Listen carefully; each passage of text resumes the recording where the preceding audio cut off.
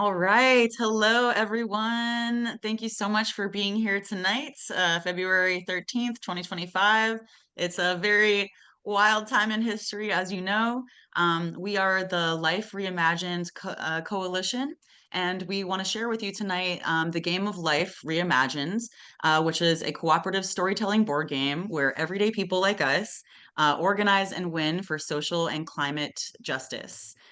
So we're going to tell you a little bit about that tonight. If you can go to the next slide, Devin. And so what we want to do tonight is basically just give you an overview of what the game sort of looks like, how you play it. It's basically a proposed structure for to use as a tool for movement. And we do want to finish the development. It's pretty close to being done now. There's more refinement that needs to happen, but we're pretty close, and we want you all to help us finish the development. And the main things that we are asking of you tonight is to play the game, not on this call right now, but separately, to help shape the game by adding content and helping us make decisions, and to share the game with other people. So we will also put a link in the chat to this presentation so that you will also have access to all the links that are in this presentation. Next slide, please. And who are we? We took this screenshot of us right before y'all got on. The Shane's demonstrating his awesome face there. The four of us have been meeting for the last 6 months or maybe a year, basically every week on Thursday nights at 8 at this exact time. But we do have a longer history, so I'll just have the four of us introduce ourselves real quick to you all. And again, more than a year, like Corrine says. So I'm Misty. She, her are my pronouns. I live in Atlanta. I'm with too many organizations, but mainly with the Life Reimagined Coalition. And I'm here tonight because I believe in cultural change, a cultural theory of change. And I think this kind of game can possibly help simplify the actions that we need to take and the approaches we need to take to make a difference in the world. And I will pass it to Shane to introduce himself. Well, thank you, Misty. First of all, hello, how do you do, and good day, everyone. Or I suppose for some of us, good morning, for some of us, good afternoon. My name is Shane Grant. I am a game developer here in Atlanta with a focus on computer game design with a minor in educational and serious game design. So one of my passions growing up was always learning through games, how to teach people, how to encourage people to do behaviors, and how to shape their environment through games, something that people use all the time. And when I heard about Misty and what she was doing with Life Reimagined, I felt like I needed to get involved and do what I always wanted to do, make a game that can make people learn how to get involved with their community, how to get involved with the issues in their day, and to be more aware of their surroundings and the like. I'm hoping that with Life Reimagined, we can kind of push people just one further step further down that road. So from there, I'm going to toss it over to Kareem. Hello, everyone. My name is pronounced Corrine. I'm coming to you from Ottawa, not Canada, Kansas. Yes, we have an Ottawa in Kansas. I, by day, work at a local small university, and in my spare time, I do climate change education through games and simulations. I have a little organization called Change Gamers. I work with the Climate Fresk and several other games and simulations, including Richard's energetic game. Thank you, Richard, for coming tonight. Feel free to put a shameless plug in the chat for your game as well, Richard. And I found these folks on Kickstarter and tossed them a little bit of money and was invited to a meeting, and a year and something later, I'm up to my elbows in it. Like somebody said, we've been meeting every Thursday. I think that was said for quite a while, but the history of the game goes a lot further back, but we're the last four standing to push this over the finish line. We're very glad you're here. Thank you. And I'll say I'm Devin Simon. I'm based in DC. I joined this project last summer, and we really picked up in the fall, working to get this printable, playable, so forth.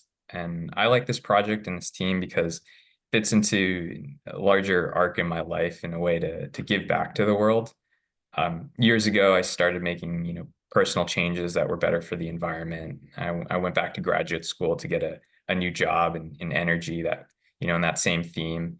And then here in DC, I started focusing on like community organizing and activism. And I see this game as sort of a natural next step too, to really mobilize people, because we need that cultural change. We need to inspire and get people motivated to work on issues and in their community and broader. And personally, as a gamer, I find game development interesting. And I see a lot of potential with this one. So again, thank you all for being here, and hopefully you can get plugged in some way to help us get this over the finish line, like Corinne said. Thanks. Thank y'all. Appreciate it. Yeah, so this is the core team that's been meeting, and there have been, over 300 people, or around 300 people or more, over the years who have funded the game, been working on it. It started as a video game, and it has now become a board game that we can also hopefully digitize in the future. And in this slide, you should have the link to the deck in the chat there. This slide does have the direct play link. Sorry, Corinne? I took it out so that we could give it to them at the end so they can focus on what okay. we're up to.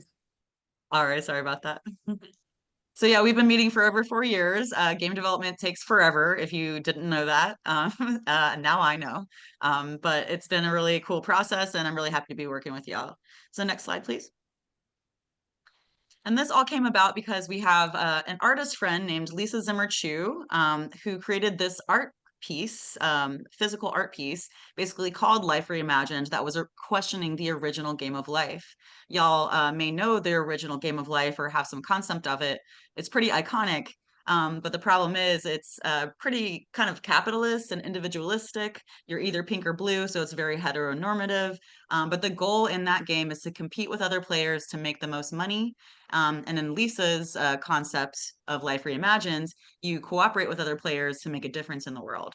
So we basically have been working the last over 4 years to make a game out of it. So next slide. And why would we make a game about this? Because this is where people are at when they think about the state of the world. It's overwhelming, especially lately, right? It just kind of gets more and more overwhelming, and it's really hard to process all this information. And that's some folks might know of the concept of the shock doctrine or shock politics. That's kind of what it's like. It's to put us into that state of shock, and some of it might be intentional, right? Or if not all of it. But so But we do know that we need to keep warming below 1.5 degrees, or just as low as we can, and that every little bit matters. We also know that, and we're running out of time on climate. A lot of people here work on climate, or we know how serious that is and how it's causing the 6th mass extinction right now, and humanity may not even survive, or at least not civilization. So it's really crucial that we take care of this, that we address this. And we know that there's so much inequality and violence, that all of these things need to be addressed simultaneously, and they're also interconnected. Next slide, please. But we also know that it's always been regular people, everyday people who have made a difference in the world, who have changed things. So there's a statistic that if you get to about 3% of the population, or 3.5, you can't lose. Like, that's when movements are successful. And that's a lot of different kinds of tactics, but it's always been regular people. So we need to know what we're doing. We need to know how to do it with as many people as possible. So that all has to be pretty accessible, right? Next slide.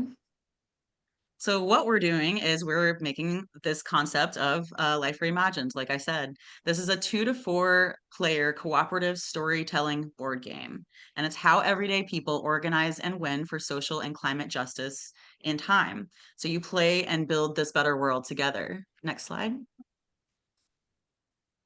And like I said, it's from this original Game of Life, because everyone's heard of this. We do have a disclaimer because this is a fair use situation, but now we're making Life Reimagined and using kind of the iconicness. So instead of competing with other players, you're cooperating to make change. And instead of it being about money, it's about change. So it's more meaningful, and it's more in line with the reality of what life should be. So if life imitates art, we want life to imitate Life Reimagined rather than the capitalist original Game of Life. Next slide. And I'll just add in there that the original concept, the inspiration for this game maybe came from that, but there are a lot of game mechanics and modifications over the 4 years of development that have basically created an entirely new game, I'd say, from there. Yeah, thanks Yeah, for that. it doesn't resemble the game of life at all. It's more just the inspiration of what the game of life tells us, and that is that the more you get for yourself and your people, me and mine, the more like you are to win. And we reject that notion. So that's where that comes from. But as far as the gameplay itself, there is nothing that relates to the game of life. Yeah, it's quite different. It's probably a bit more complex. So some of y'all might have heard of this concept called donut economics. It's basically cooperative and circular economy design. This, if you click on this slide when you get access to it, it will take you to a TED Talk by Kate Raworth. That's about 15 minutes long, and she does a great job explaining it. But basically, we need to change the goal of the economy. So right now, the goal of our economies generally, at least in the US more specifically, is endless growth and profit, right? But as we know, that's not taking care of human needs and it's actually destroying the environment. So instead of the goal of the economy being endless growth and profit, she suggests that the goal should be to make sure that humanity is in the safe zone, in that middle zone, and what she calls the donut, above the social floor of human rights and human needs, and below the ecological ceiling of climate realities. So we use this concept, and other climate justice groups are using this model as well, or the indicators. We use this as the foundation of our board. Next slide, our game board. And these are alternative or additional, climate justice visions like Project Drawdown, you might have heard of. The Green New Deal, you might have heard of. The Black Hive is basically the, Black-centric climate agenda. The Red Deal is an Indigenous-centric climate agenda. So there are a lot of really beautiful, powerful visions out there, and they're detailed, they're complex. There's a lot of information in there. What we want to see is a gamification, a simplification, using the model, the structure that we're suggesting of a lot of these different visions. So you're welcome to read these yourself. But what we would love is for the folks that are involved with these visions, that support these visions, any one of them or other alternative kind of visions, to help us gamify, like specifically what actions, specifically what tools, and we already have something to offer, but what we have is not exhaustive. It's just a beginning. It's just an example. Next slide. And so we have made and play tested Life Reimagined. Some of the people here actually may have played it in its more recent versions. But we've been working over the last year after we raised enough money on Kickstarter. Some of y'all donated to that Kickstarter also, so thanks for that. We still have a little bit of money left, and we have a playable board game now. It's pretty fun. Like, there's more things to work out, but we're pretty good. Like, that's why we want to show it to you. Next slide. And now we're basically going to show you how you actually play the game. So I will kick it over to. Yeah, I'll do this one and I'll kick it to you, Shane. So this is just a quick slide about the instructions. We have more detailed information separately. Just want to give an overview to get you a sense of like how this actually works and what people would be doing when they're playing.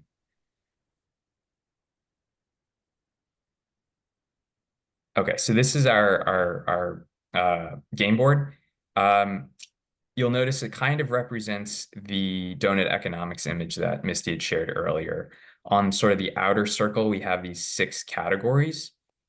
And on this inner circle, we have another 6. And these outer ones represent sort of ecological boundaries or things we want to focus on in the environment. And in the middle part are social foundation, needs and requirements to have a healthy life for humanity. And the game takes place on this outer, or sort of this middle circle here. We've got separate paths to offer some variety in a variety of different spaces where players will essentially roll a die and land on different spaces. And then the overall goal is to, add points to these inner categories and outer categories. How many points depends on the number of players playing. And I'll explain some of these spaces and the concepts, but couple notes is the game is cooperative. You know, either everyone wins or no one does, though it's not exactly like a binary win or lose. It's kind of a sliding scale of success.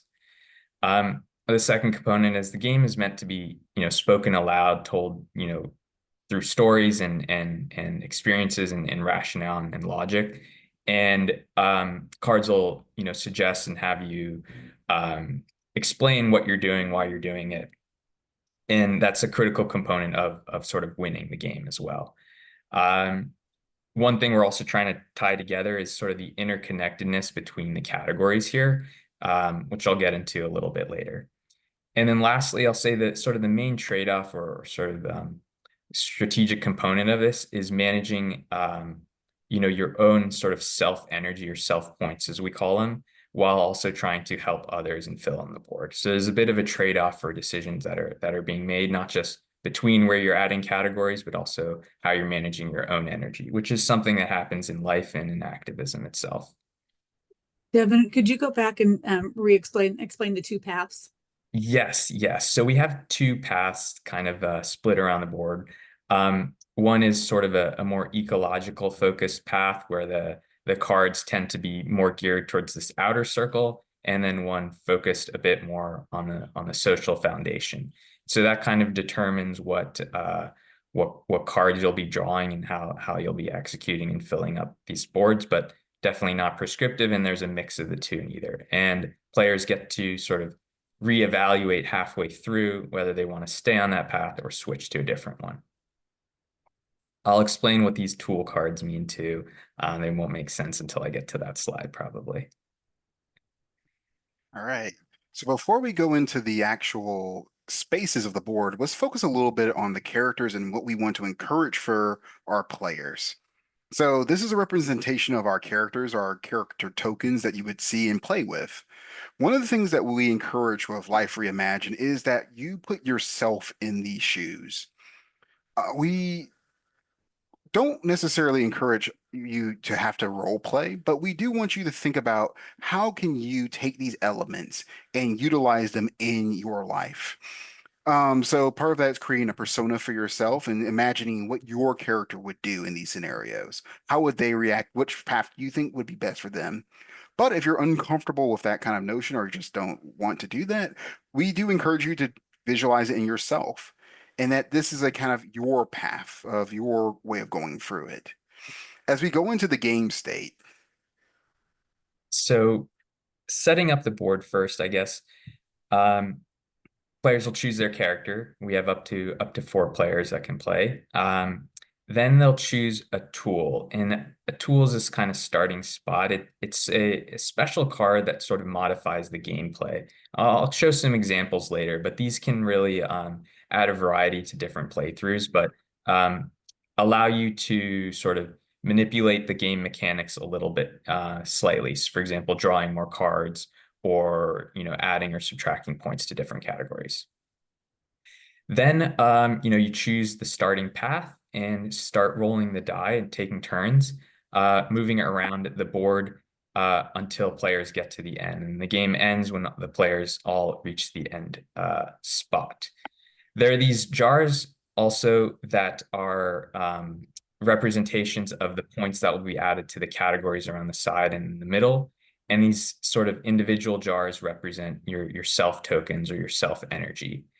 And the way we set up this game is that we're trying to minimize the actual, like, you know, materials involved in the production. So these tokens can be any household items, you know, pennies, rocks, whatever you've got laying around, just as a representation of sort of the points that can be added to these categories.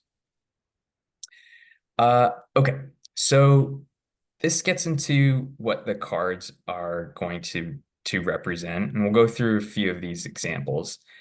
In total, we have probably about 150, 200 different cards that represent a whole variety of activities that people can get involved in real life. And that's a component of the sort of end game debrief, which I'll talk about in a little bit. And we're still adding to that, right, Devin? We are still adding to that, and we're looking for, you know, suggestions, ideas. There's, you know, the world is always changing, and there are new things that people can be doing. So we do have a form set up at the end if you've got recommendations or ideas for cards to be added and things you'd like to be included into the game. Thanks for that, Shane. So tools represent essentially theories of change and categories of activities that people may specialize in or be especially good at. So when players are choosing their initial tool, it kind of represents some of their persona that they're choosing. For example, mutual aid or coalition represented here. And each of those cards have a special game mechanic power that can be utilized at every round or so forth. We have about nine tools in total.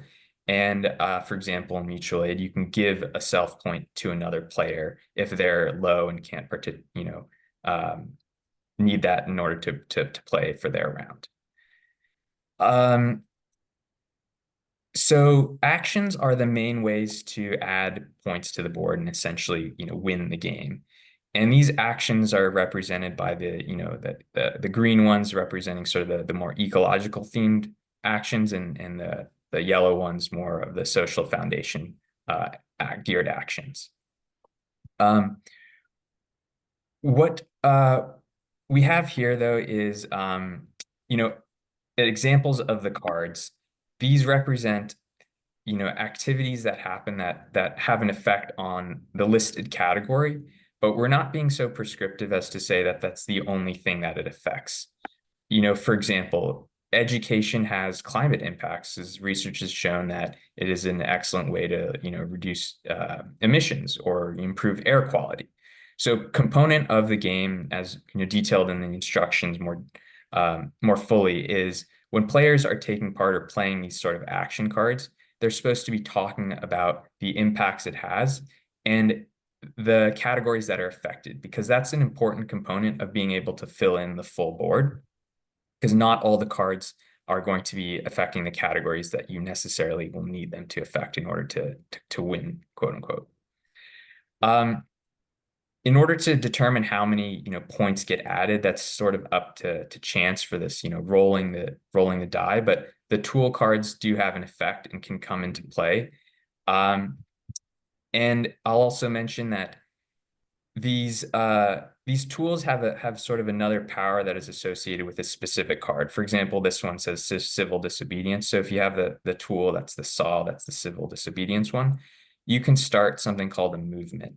And that's where other players get to join in on this action to sort of magnify or multiply the impact that you're having. And that's a way to really sort of increase the effect on the category or categories that you're determining. We'll cover some of the more concepts of this, but the last thing to mention here is that actions require energy or self points. And so you can only take part in these actions by essentially sacrificing, one token from yourself to join. However, players can regenerate or recuperate their self points through these other spaces, these self spaces. And these represent a variety of activities that players can take part in that help them recover and get back in the fight again. Some of these cards may have an ancillary effect that can affect those categories on the board. And what we're trying to do here is represent and show that players' individual personal choices do have an impact on the greater picture, although the impact may be smaller than sort of systemic changes that are happening through actions. What happens if you run out of self points, Devin? Good question. So if you run out of self points, you encounter something called burnout. And burnout means you can't move on the board unless you are able to get another point from, say, another player through the use of a tool, or if you sort of sit one out and then get sort of take a pause, get another self point. But you can only do that, so many times before the game is over, before you lose the game. So if any one player encounters burnout too much, then the game is a loss. Okay, the last type of card is what we're calling a pause card. And these represent actions or activities that might not be in your direct control. And these, for example, coral reefs, bleached or restored, whether the positive or negative outcome occurs depends on the roll of a die. But there are some effects, some tools, and some other game mechanics that can change that outcome or help you sort of get the outcome you desire. But these are essentially a few spaces that are, yeah, trying to represent things that you can't always expect or predict or plan for. The last space is also a pause space, and essentially, when the last player reaches this space, the game is almost over. What happens at the very end is players are going to evaluate the state of the board that they're in. There's, like I mentioned, there's not really a strict winning or losing, but if there are enough points in all the categories, that would be considered a good success and win. But a really big component of this entire game is talking and reflecting on the choices that you actually made throughout the course of the game. So over the course, players will have accumulated their action cards that they took part in. They'll have self cards that they participated in. And we encourage players to discuss what stood out to them. What did they learn? What actions do they think they can actually take into real life in ways that they can get involved either in their community or with the coalition or with another organization. And we have visions and plans to sort of incorporate these elements into sort of a wiki that will allow them to connect to other resources to learn more and take this beyond just the game that they've played, but into real life. So I go think ahead. I was going to say, I think that's a great point to mention of what we're trying to achieve here with Life Reimagined, Devin, in that we're trying to encourage and expose people to behaviors that they can see in the real world. While part of the elements here are gamified and kind of abstractified a little to make it easy and palatable, well, our principal goal here is to show people both the activities that they can get themselves involved with, how that they can get involved with protests, that they can learn to they can learn to use less plastics, that they can learn the importance of going through and finding alternative means of transportation. We want to encourage all these elements so that people can see in a kind of real sense, or at least a bite-sized sense of how that can impact others and how that can impact the environment around them. So what we're hoping to do here is that by people playing this game, they can understand both what it means to benefit themselves, but also to benefit the world around them. And yes, thank you for mentioning that these actions, we do try to make these actions broad, and that these are things that can impose and impact everything. But we do encourage our users to go through and suggest cards. There's lots of ways of helping out, things that we haven't even considered. And that kind of goes into the things that we've completed to this point here. So we've created a playable version of the game that is a beta. We've gotten most of our elements done and completed here. There's instructions, boards, etc. And that these are available for people to go through and play. We've been running play tests throughout the country, so in Ottawa, Kansas, in Washington, D.C., in America. I mean, sorry, in Atlanta. Blech. Sorry about that. All around America, trying to get various different people's elements, but we are still trying to get more and more concepts. There are things that are impacting both our country and other countries that we're not necessarily strictly aware of, and that we would love to get more information on. That kind of goes into our near future designs. First, we do intend to finalize this game. There's still a little bit of tweaking that we need to go through and handle out, but once we finish on that, we'll be able to push it out.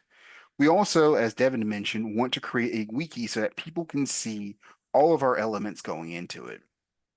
So in regards to near future, here's a couple of our next steps. So, as I mentioned earlier, finalize the game. We're going to go through and produce a digital version. Now, I know that there's a couple of game developers in this chat right now, but we all know that It's easier to make something in paper, then convert that to digital.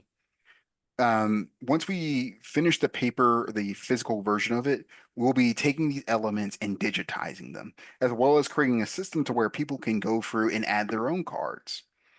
We also want to continue building up our coalition. That's kind of what we're doing right now here. We want to get as many people from around the country involved so that we can go through and make this game better and better and better, whether that be adding cards or organizing playtest or getting people exposed to this. We want people to go through and take these elements and show them to as many people as we can. By doing that, we can go through and get more and more people to be exposed to this kind of thing in a safe environment and where they can kind of go through and understand things. So going from our next steps, we're going to go into a few of our asks, and I'm going to pass it back off to Misty. And I'll just add in here right now, the developers of this game, reside in the US. We have sort of a US bias towards a lot of the cards and the actions and sort of the concepts. Very open to figure out ways of expanding and making this more broadly applicable. Because donut economics doesn't just apply to one country. So definitely help us reveal and suggest ways that we can make this better. Yeah, absolutely right, Devin. Absolutely right. Yeah, so thanks for breaking that down. And I know that was a lot of information, and it's probably, if you haven't played it already, it's a little bit hard to understand without actually playing the game. So our main ask for y'all is to play the game with us if you haven't yet. We have a printable version that you can print and play yourself, as well as instructions on how to do that. Also, if you live anywhere near us, or if you want to get like a nicer kind of version, we can work with you on that. But that is our main ask, is to actually play the game. If you live, some of y'all live in Atlanta, so if you do, Shane and I can come to you and we can play together, or we can set up a 2-player, 3-player, or 4-player. And then we also have a survey to get feedback from you. And then you can also add your own cards, like that. We have a structure of each card that the survey will ask you each step of what you want to add to the card, and it is based on these donut economics categories. Like, for instance, food. What can people do here? I know I see Savannah here, and Savannah and I work at the food commune locally. So we're basically trying to rescue food from going in the trash. So that could be a climate impact, or it could be a food impact for the social category or the climate category. So, Savannah might suggest a card around, volunteering at the food commune, and that's maybe the tool for that is wood for alternatives. So that's the kind of things that we want to gather from organizers in particular, and just crowdsource from everyone in general. And you will have access to this deck with all the links, so you'll be able to check it out. And I see that you have a question here, Lorraine. We're going to save questions just to the end, or put it in the chat. We're going to stop the recording so that we don't record anyone else that hasn't agreed to it. And then we will have this kind of Q&A and discuss this a little bit more. So yeah, play the game, give us feedback on it. You can add your own card suggestions once you see the cards that we've already got. You can share and play the game with other folks. And we eventually want to get funding around this so that we can make the digital version, because we've only got about $3,000 left from our Kickstarter. So that may not be enough to make a digital version. So that's just kind of a future ask. But yeah, so we would love for you to play the game. And we really appreciate everyone who has donated to the Kickstarters, who's donated before that, people who've been developing this, people who've been supporting this. Everyone here is a part of that, even just being here tonight. So thank you for that. And why don't we go ahead and stop the recording here, and we will